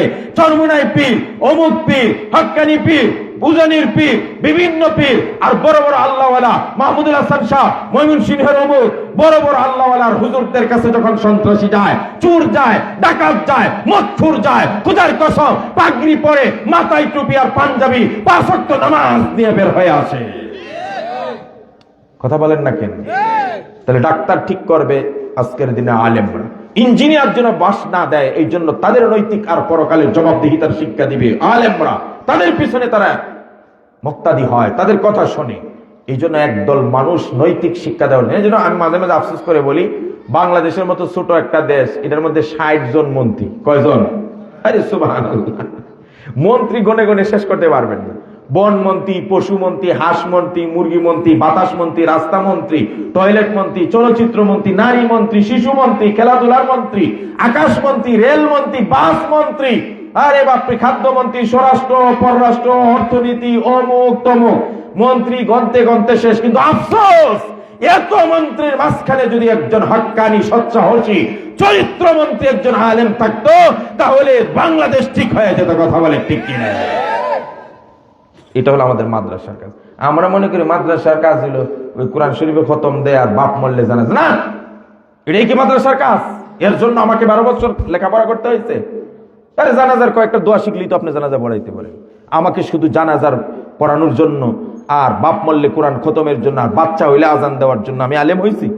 মানুষ মনে কত সুন্দর কয়, আমার তো মাঝে মাঝে কিরে কি কয়, আলেমদের আমাদের দরকার আছে মসজিদের ইমাম, কারণ ওনারাই আমাদের বাচ্চা হইলে আজান দেয়, মানুষ মরলে জানাজা পড়ায়, বাপ মরলে খতম করে। আয় আয় আয়, এই তিনটা কাজের জন্য 10,000 টাকা বেতন দিয়ে রাখছেন ওনারে? না, আলেমরাও মনে করে আমরা এই কাজের জন্যই। না, তুমি তোমার নিজেকে নো দ্য সেলফ, নিজেকে চিনো। আল্লাহ রাসূল বলছেন, সক্রেটিস বলছেন নো দ্য সেলফ, নিজেকে চিনো। আল্লাহ রাসূল বলছেন কি কথা আর একটু সুন্দর করে, আল কাইয়িসু মান দানা নাফসা ওয়া আমিলা লিমা বাদাল মাউত। সবচেয়ে বুদ্ধিমান ওই ব্যক্তি সে নিজেকে চিনলো। আমি আমাকে চিনি, আমি আসছি উম্মতকে হেদায়েত দেওয়ার জন্য, উম্মতকে নেশামুক্ত করার জন্য, উম্মতকে জান্নাতের রাস্তা দেখানোর জন্য, উম্মতের মধ্যে যেন ঝগড়া না হয়, উম্মত যেন মিথ্যা কথা না বলে, উম্মত যেন ধোঁকাবাজি না করে, উম্মত যেন খাদ্যে ভেজাল না দেয়, উম্মত যেন এতিমের মাল আত্মসাৎ না করে, উম্মত যেন চিন্তাই না করে, রাহাজানি না করে, টেন্ডারবাজি না করে, উম্মত যেন অন্যের উপর জুলুম না করে, অহংকার মুক্ত হয়, উম্মত যেন আল্লাহওয়ালা হয়। উম্মতদেরকে সঠিক মানুষে পরিণত করার জন্য, সুনাগরিক বানানোর জন্য আলেমদের দায়িত্ব। আজকে যে যত বেশি আলেমের এই দায়িত্ব বুঝবে, তত বেশি সে নিজেকে প্রাউড ফিল করবে যে না, আমার মহান দায়িত্ব নিয়ে আসছি, আমি শুধু দাওয়াত খাওয়া আর জানাজা পড়ার জন্য আসিনি। কথা বুঝে আসছে আপনারা? তো আপনার সন্তানকে নৈতিক শিক্ষা দেওয়ার জন্য, দুনিয়া খাওয়ার জন্য না। দুনিয়া খান না, আপনার 5টা সন্তান আছে, 4টা দিয়ে আপনি দুনিয়া কামাই করেন, বড় ডাক্তার ইঞ্জিনিয়ার বানান, বড় বেতনের চাকরি করান, আর একটাকে বানান গোটা 4টা সন্তান সহ গোটা ফ্যামিলিকে ঠিক রাখার জন্য। কথা বলেন? একটা আলেম যদি একটা সমাজে, একটা ফ্যামিলিতে, একটা বংশে থাকে, খোদার কসম এখানে শিরিক হইতে দিবে না। এই সমাজে ভণ্ডামি করতে দিবে না। কেউ কোনো হক্কানি পীরের নাম কইরা বন্ড পীরাই আপনার ঈমান ধ্বংস করতে পারবে না। সুদের আড্ডাখানা বানাইতে পারবে না। এখানে মদের আড্ডাখানা এই ফ্যামিলিতে কেউ বানাইতে পারবে না। এখানে জিনার আড্ডাখানা করতে পারবে না। আপনার মেয়ের সতীত্ব রক্ষার জন্য একজন আলেম যথেষ্ট, আপনার বউয়ের সতীত্ব রক্ষার জন্য একজন আলেম দরকার। এই জন্য প্রত্যেকে যার যার ফ্যামিলি থেকে, যার যার বংশ থেকে একটা ছেলেকে হাফেজ আলেম বানান, যাতে গোটা ফ্যামিলিটা নৈতিক শিক্ষায় শিক্ষিত হয় এবং সকল প্রকার অপকর্ম থেকে হেফাজত হয়। কথা বলে ঠিক কিনা? আর জোরে বলে ঠিক কিনা? আল্লাহ সুবহানাহু ওয়া তাআলা, আমার ওই 2টা কথাই শুধু রয়ে গেছে, আমি আর লম্বা করছি না, অনেক রাত হয়ে গেছে। নবীজি ইন্তেকালের আগে 2টা কথা বলছেন, মনে আছে আপনাদের? নবীজি বলছেন আসসালাত, আসসালাত ওয়া মা মালাকাত আইমানুকুম, নামাজ, নামাজ, নামাজ, কোনো বিকল্প নেই। আপনি যত বড় ইমানদার দাবি করেন, নবী বলছেন যার নামাজ নাই তার ইমান নেই। আমি কি করব? নবী বলছেন নামাজ হলো মানুষের শরীরের জন্য মাথা যতটা ইম্পর্টেন্ট, দ্বীন ইসলাম ইমানের জন্য নামাজটা ততটা ইম্পর্টেন্ট। আমি আপনাদেরকে একটা সহজ কথা বলে শেষ করছি। আমরা কমলাপুর রেল স্টেশন যাই, বিশ্ব ইস্তেমার যাই, ময়মনসিংহ যাই, বিভিন্ন জায়গায় দেখি ভিক্ষুক আছে না? ভিক্ষা করতেছে, হাত নাই ভিক্ষা করে, দেখছেন? চোখ নাই ভিক্ষা করে, আছে না? কানে শুনে না ভিক্ষা করে, আছে? আরে পা 2টা নাই ভিক্ষা করে, তাও বেঁচে থাকে, সে ভিক্ষা করতে পারে, তার অস্তিত্ব টিকে থাকে। কোমর পর্যন্ত নাই, হেসরে ভিক্ষা করতেছে, আছে না? কিন্তু মুরব্বীরা আমাকে বলেন তো, মাথা নাই একজন মানুষ ভিক্ষা করতে দেখছেন? মাথা ছাড়া ভিক্ষুক দেখছেন? কি বুঝলেন? বুঝলেন হলো চোখ ছাড়া মানুষ বেঁচে থাকতে পারে, কানে না শুনলেও মানুষের অস্তিত্ব ঠিক থাকে, হাত না থাকলেও মানুষকে মানুষ বলা যায়, পা না থাকলে মানুষকে মানুষ বলা যায়, কোমর পর্যন্ত না থাকলেও মানুষ বেঁচে থাকে, মানুষের অস্তিত্ব টিকে থাকে। কিন্তু মাথা না থাকলে মানুষ আর বেঁচে থাকে না, এটা লাশে পরিণত হয়ে যায়। নবীজি বলেন মাথাটা শরীরের জন্য যতটা দরকার, নামাজটা ইমানের জন্য ততটা দরকার। তার মানে মাথা আছে তো মানুষ আছে, নামাজ আছে তো ইমান আছে। মাথা নাই, মানুষ নাই, নামাজ নাই।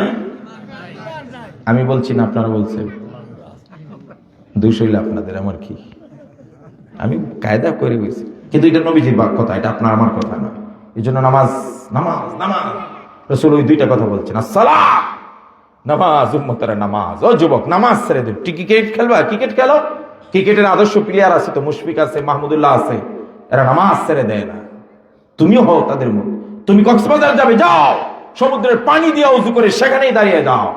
আল্লাহ রাসূল বলছেন জুইলাত লিয়াল আরদু কুল্লুহা মাসাজিদা, আমার জন্য সারা পৃথিবীকে আল্লাহ মসজিদ বানায় দিয়েছেন। সুবহানাল্লাহ।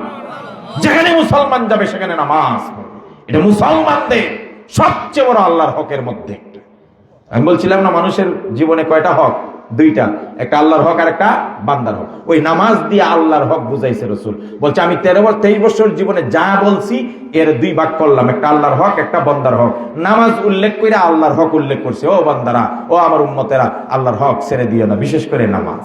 আরেকটা বলছেন ওয়া মা মালাকাত আইমানুকুম, অধীনস্থদের সাথে খারাপ ব্যবহার করো না, অধীনস্থদের সাথে খারাপ ব্যবহার করো না। এটা দিয়ে বন্দার হক বুঝাইছে। অধীনস্থদের সাথে খারাপ ব্যবহার করো না, মা বাবার সঙ্গে খারাপ ব্যবহার করো না, উস্তাদের সঙ্গে খারাপ ব্যবহার করো না, ভাই ভাই ঝগড়া করো না, চরিত্র নষ্ট করো না, খারাপ ব্যবহার করো না, খারাপ ভাষা ব্যবহার করো না।